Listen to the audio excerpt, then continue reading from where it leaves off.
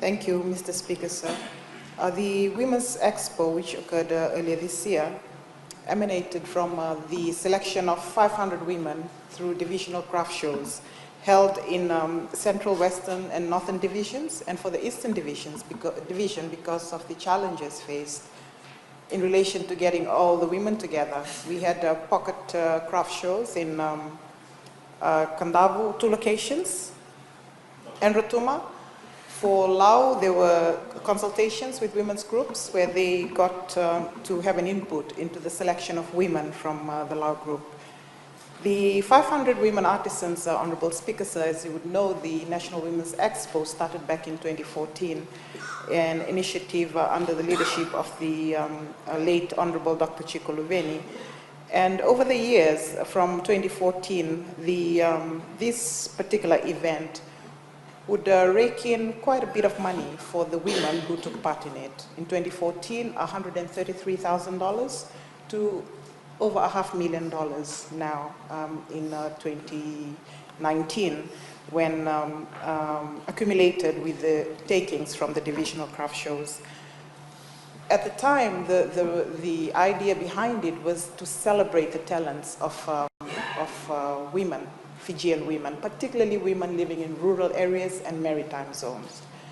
And because of the success of this particular event, there's now, over the years, has been a gradual transition into using the event as a very strong platform for the economic empowerment of women in Fiji. The figures speak for itself, the amount of money that these women would collect in the space of 3 days, indicating a great success story.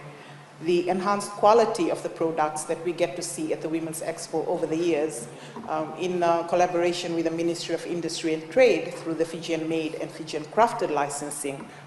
We've now seen over 239 women in total from 2014 to date that have now received the Fijian Crafted license. This year alone, 63 women were licensed.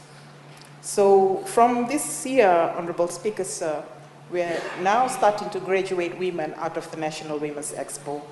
It basically means that we've identified women who have shown the ability to carry on with a sustainable business,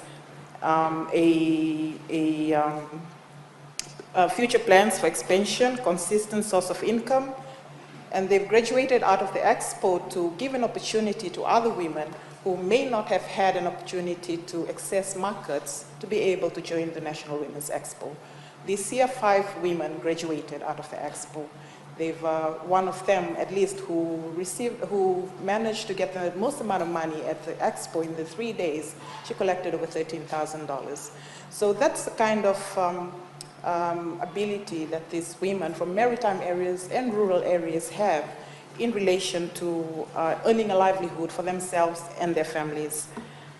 Apart from the selling of handicraft itself, there are also ancillary services provided for the women who are participating at the Expo. This included financial services. Some of these women may never have had a bank account. They were able to open a bank account. There were services provided by the Ministry of Justice through the Births, Deaths and Marriages Office, and also the company's registration office. So what's the plan in relation to the Women's Expo, National Women's Expo?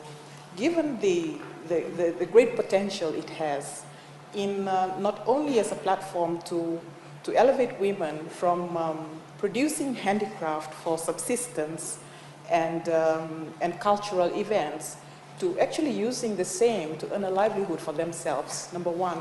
And secondly, to graduate women from the informal sector into the formal sector. And with that, we are working very closely with non-government organizations, particularly Women in Business, and also Ministry of Industry and Trade, and there has been vast interest by foreign governments and donors in supporting this government initiative in assisting our women, particularly those in rural and maritime zones, in getting into the formal sector. So, Honorable Speaker, in a nutshell, that's what the National Women's Expo, the thinking behind it, where we are at now, and where we intend to take it to in the years to come. Thank you.